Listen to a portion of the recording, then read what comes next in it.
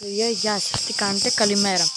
Επίσης, ήθελα σήμερα που μου έτυχε αυτό, θέλω να σας δείξω κάτι. Δηλαδή θα κάνετε το σταυρό σας κυριολεκτικά.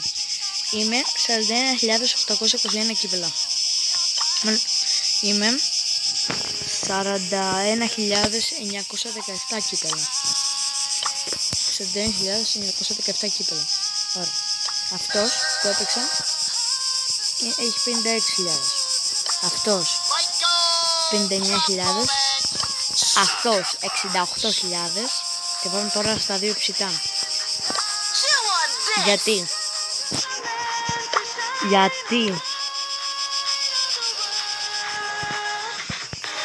να φτάσει τόσο πολύ και να με βάλει με τέτοιο.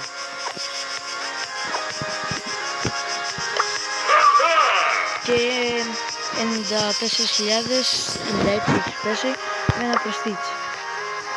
Γιατί να με βάζει με τέτοιους, ενώ είμαι τόσο λίγα κύπελα. Μα ένα παιδί με 1000 κύπελα.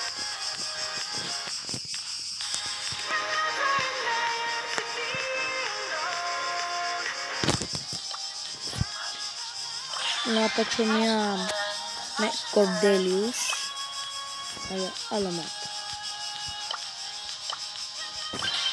Γιατί θέλω να τον ανεβάσω 1050 και μετά με ένα φίλο μου να τον ανεβάσει, και αυτός τον γκρον νομίζω 1050 και να πάμε μαζί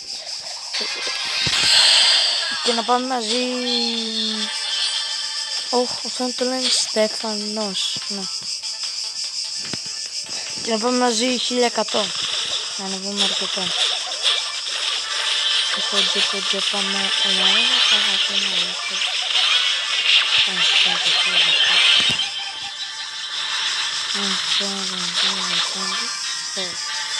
εσύ φταίτε, χαζί.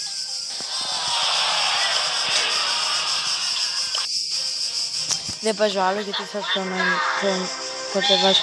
Ωραία, παιδιά, αυτό ήταν το βίντεο. Άμα σας άρεσε πατήστε like, subscribe και τα λέμε σε ένα άλλο βίντεο. Τα λέμε.